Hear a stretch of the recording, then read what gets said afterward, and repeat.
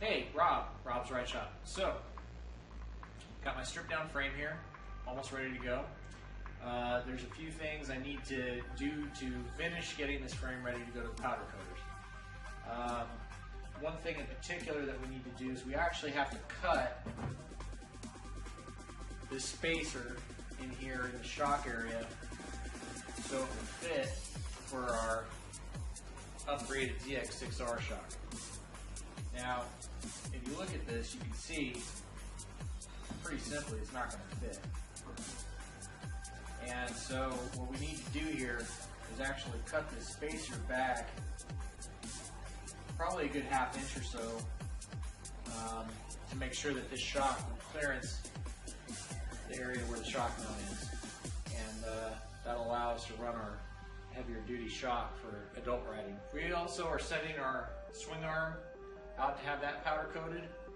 And I almost hate to do it because these bearings are in really good shape. But these bearings have to come out. One other thing we need to do, we actually have to remove this chain guard holder here with the wider wheels. If we don't remove this, we have to keep the wheels really close to the swing arm and it shortens the wheelbase. So you're better off just cutting this out. And I know everybody gets nervous about doing this, but basically you're just going to cut this right out of here. So you can see here how that spacer won't allow for the shock mount to go in there. Let's turn this around this way just so you can see. And you can see that our KX65 shock will not fit in there with that in there. So we've got to take off a little bit of material here to make sure that this is going to mount up inside there. So the first thing I'm going to do is go ahead and grab my caliper here. I've got a Harbor Freight digital caliper. I'm going to go ahead and measure my shock mount here at the top, and we see we got about 30 millimeters. So we need to cut out about 30 millimeters, make sure there's a 30 millimeter hole up in here to mount this. So that's right where we need to remove it.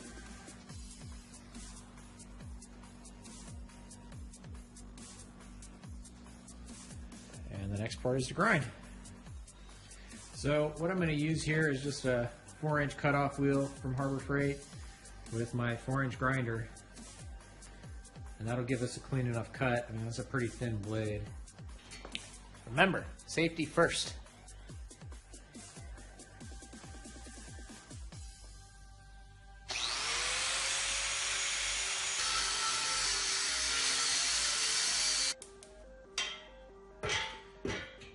So we've got it cut.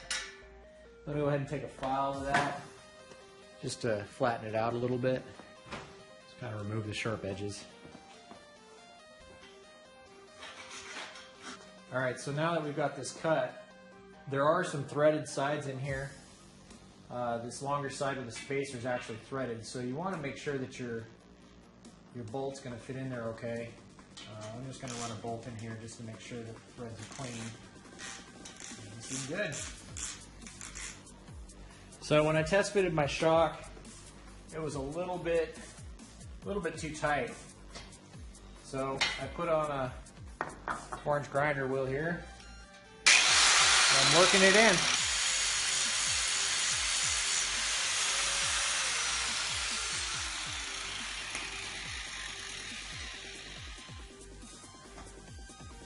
Voila!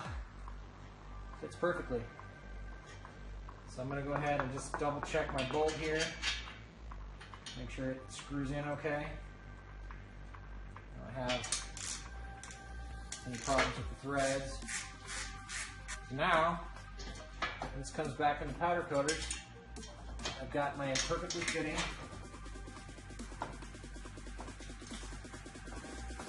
KX65 shock.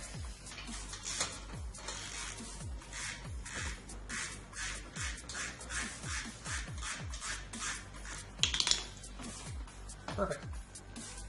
Okay, so we're going to go ahead and just use our cutoff wheel again. And we're going to cut right along the side of here. And then we're going to cut right in here. Remove that chain guard.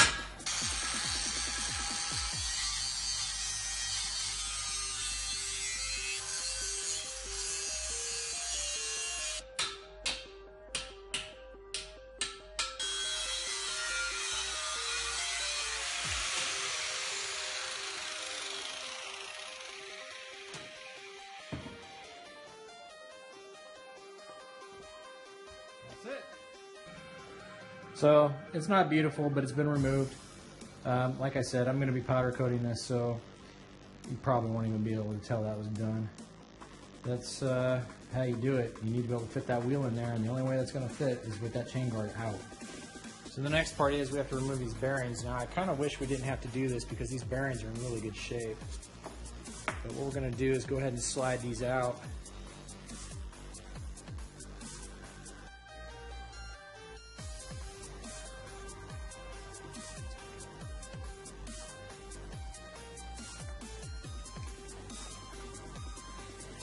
Once we're in there, we can see what size we're going to need. We can use a socket that fits in there. Make sure it's the right size. This one. What we're going to do is I've got this. All it is it's a big eye bolt that I have a socket with some washers on it. I feed it through here, and then this catches on this side over here, and it keeps it so this can push through on the other side. So then all we do is we throw a couple washers on here, put the nut on, and once it's tight, we get the right socket, and we can just start tightening this on until the socket forces through the other side and pushes that bearing through there.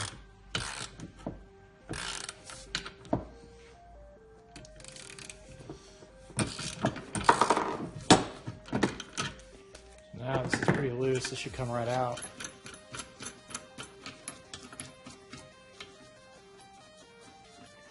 So you can see this one's a little bit longer, so I actually had to use two sockets. I used the standard 17 millimeter, and then I used a deep socket, and I was able to get that bearing pushed out the rest of the way. So that's how you get bearings out, and we'll just repeat the process.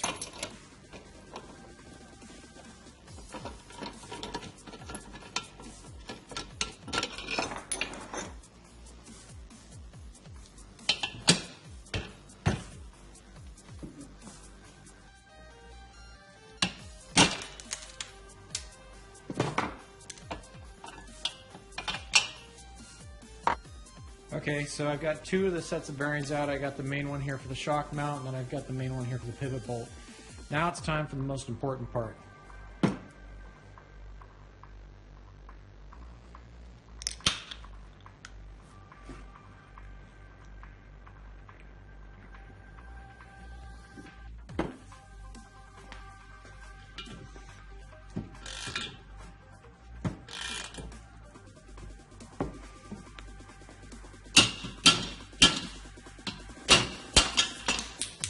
There we go. That's it. Bearings are out. It's ready to go.